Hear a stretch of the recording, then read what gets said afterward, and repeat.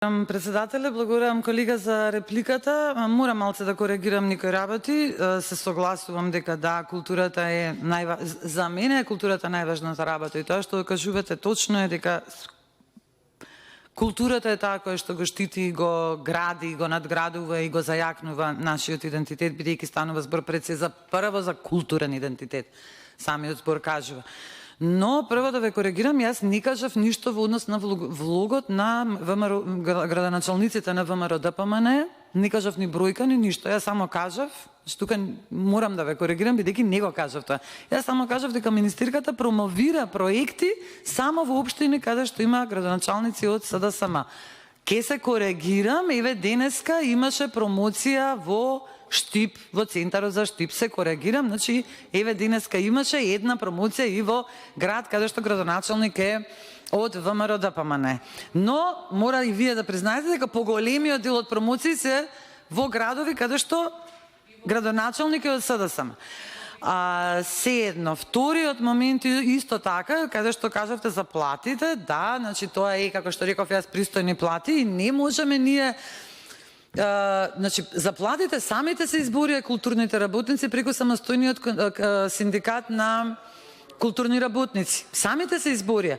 Тоа што предходниот министер Хусни Исмаили, тој го потпиша колективниот договор, Ирина Стефовска само го спроведе колективниот договор, е за поздравување, да, меѓутоа не знам дали знаете дека пред еден месец на работниците во културата им беше доставен нов работен договор кој што беа присилени да го потпишат и покрај тоа што не сака да го потпишуваат, стоеше договорот на огласна табла и после 8 дена влезе во значи правосилен беше веќе, со кој што им се менува тој колективен договор, па таму каде што пишуваше дека платата се бодот се врзува со просечната плата, сега има конкретна сума. И не знам дали знаете дека во јануар Министерството за култура го очекува вака едно илјадници тужби ќе добијат, бидејќи со тоа се прекрши колективниот договор, така да не е многу за пофалба тоа, бидејќи имаше обид да се наруши, не да се сруши, но малку да се наруши тој колективен договор, зашто имаше сериозни реакции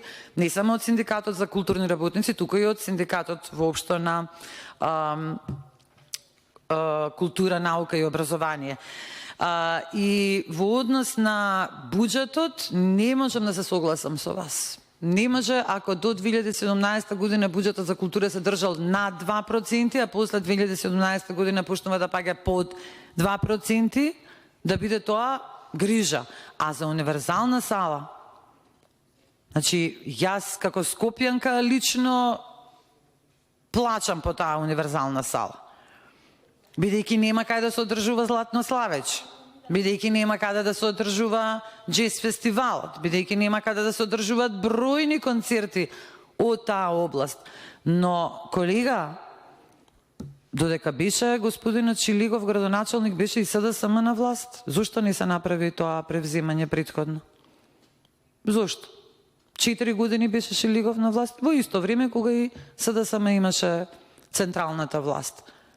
Зошто? Еве вие кажувате, значи имало, зошто тогаш не се направило тоа, па Шилегов да ја отстапи универзална сала на Министерството за култура, како што сега се бара од моменталната градоначалничка, која што не дава и никој не знае зошто не дава, меѓутоа за многу постапки никој не знае што се случува во незината глава. Така да не можам тука да објаснам, но еве имавте можност, па не се случи тоа. И жално е ова што се случува со универзална сала. Ние треба сите заедно, колективно од тука еден ден, и ВМРО, и СДСМ, и ДУ, и сите да отидеме пред универзална сала.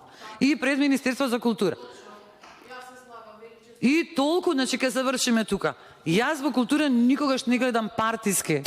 Културата не треба да биде партиска. Културата е за сите.